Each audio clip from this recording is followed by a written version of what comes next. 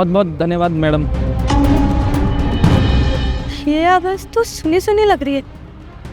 एक सेकेंड, अब सुनिए, वो देखिए बुरा मत मानिएगा, पर आप अपनी शक्ल दिखा सकते हैं क्या? वो अभी आपने बोला था ना, तो आपकी आवाज़ ना एक इंसान से मिलती है जिनको मैं जानती हूँ। देखिए बुरा मत मानिए, एक बार अपनी शक्ल दिखा दीजिए। मैं आपको परेशान नहीं करूँगी बिल्कुल भी, बस आपकी शक्ल देख के चली जाऊँगी। अर्जिता, तुम वहाँ पार्टी से अचानक उठ के आगे कुछ बताया भी नहीं, क्या हुआ है? अब उठ के नहीं आती तो क्या करती, तुम बताओ। वहाँ पे तुम्हारे सारे दोस्त थे, पता नहीं कैसी बातें कर रहे थे, मैं तो बोर हो रही थी, बिल्कुल मज़ा नहीं आ रहा था मुझे, इसलिए मैं आ गई। पर तुम क्यों आ गए? तुम्हारे तो दोस्त थे ना वहाँ। अरे दोस्त है तो? अरे मेरी वाइफ मेरे साथ आई है, वो गुस्सा होकर चली गई और मैं वहाँ वहीं बैठा रहा हूँ, इसलिए मैं भी आ गया। खैर ये सब छोड़ो, तुम ये बताओ इस भिखारी से क्यों बात कर रही हो?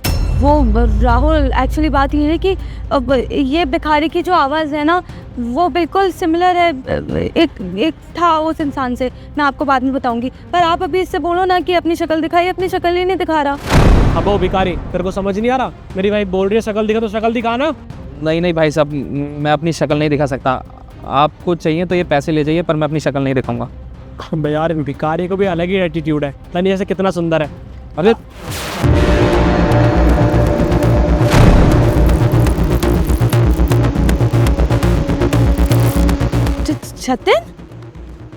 छतन, तुम यहाँ क्या कर रहे हो? मतलब आई एम सॉरी, पर तुम तो IAS की पढ़ाई कर रहे थे, कुछ बड़ा करना चाहते थे और बिना बोले ही गायब हो गए थे। तुमने मुझे कुछ बताया भी नहीं। ये क्या हो गया ऐसा जो तुम्हारी ऐसी हालत हो गई? अर्जिता, आज मेरी जो भी हालत है ना, इस सब का जिम्मेदार मैं ही हूँ। देखो जतिन, मुझे पता है कि तुमने बहुत मेहनत करी है, तो तुम्हारा एग्ज़ाम तो निकल जाएगा, पर मैं चाहती हूँ कि जल्दी हम दोनों शादी भी कर लें, अगर तुम्हें ठीक लगे तो। अर्जिता, मैं भी यही चाहता हूँ, बस एक बार ये मेंस क्लियर हो जाए, उसके बाद मैं खुद तुम्हारे घर आऊँगा तुम्हारा हाथ मांगने। उसके बाद हम खुशी खुशी अपनी ज़िंदगी बिताएंगे।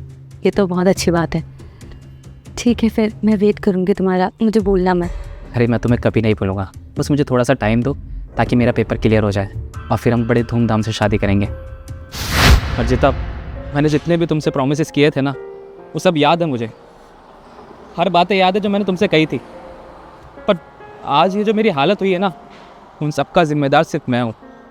जिस दिन मेरा मेंस का एग्ज़ाम था ना, मैं बहुत खुश था। मुझे लगा था इस बार मैं नौकरी हासिल कर ही लूँगा और तुम्हारे घर आ जाऊँगा तुम्हारा हाथ मांगने। लेकिन अचानक से मेरी माँ की तबीयत ख़राब हुई और वो चल बसी। फिर ना मेरे पास मेरी माँ थी और ना ही मैं एग्ज़ाम दे पाया। मेरी ज़िंदगी एकदम उजड़ गई थी। मैं समझ ही नहीं पाया कि मैं क्या करूँ। मैं इतना डिप्रेशन में चला गया था कि मैं उल्टे सीधे काम करने लग गया था। जो चीज़ें मैंने सोची भी नहीं थी वो सब किया मैंने।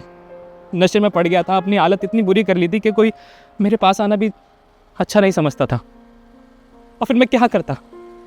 और जब मेरे को होश आया कि एक लड़की है जो मुझसे प्यार करती है, मुझे देखेगी, मुझे संभाल लेगी, पर मैं नहीं आना चाहता था तुम्हारे पास, क्योंकि मैंने अपनी ज़िंदगी बद से बद तक कर ली थी। और मैं नहीं चाहता था कि मेरे साथ रह कर तुम भी ऐसी ज़िंदगी जियो जैसी मैं घुट घुट कर जी रहा हूँ। जतिन, अगर ये सब हुआ था तुम्हारे साथ तो एक बार मुझे बताते तो सही, हम बैठ के डिस्कस करते या फिगर आउट करते क्या करना है क्या नहीं। पर तुमने तो बिना बताए मुझे छोड़ दिया था और मेरी लाइफ से गायब हो गए। मैंने तुम्हें कितना ढूंढा था। मैं जानता हूँ अर्चिता कि तुम मुझे हर सिचुएशन में एक्सेप्ट कर लेती, पर मैं नहीं चाहता था, क्योंकि तुम्हारे बहुत बड़े बड़े सपने थे। तुम्हें अपनी ज़िंदगी में आगे बढ़ना था, बहुत कुछ करना था, पर अगर तुम मेरे साथ रहती ना तो कुछ नहीं कर पाती, अपनी ज़िंदगी ख़राब कर लेती।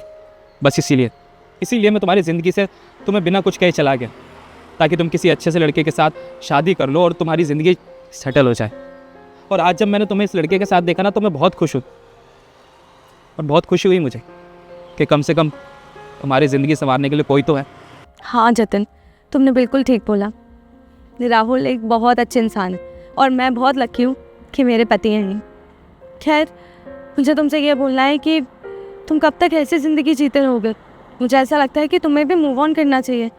अगर तुम्हें ठीक लगे तो मेरे पति का खुद का रेस्टोरेंट है, तुम वहाँ पे काम कर सकते हो। तो तुम काम करना चाहोगे? हम मुझे नौकरी मिलेगी? हाँ बिल्कुल भाई, तुम्हें नौकरी मिलेगी। बस पास वाली मार्केट में सेक्टर 10 है ना, वहीं पे हमारा बहुत बड़ा रेस्टोरेंट है, आप वहाँ पे नौकरी कर सकते हो। चलो हमारे साथ।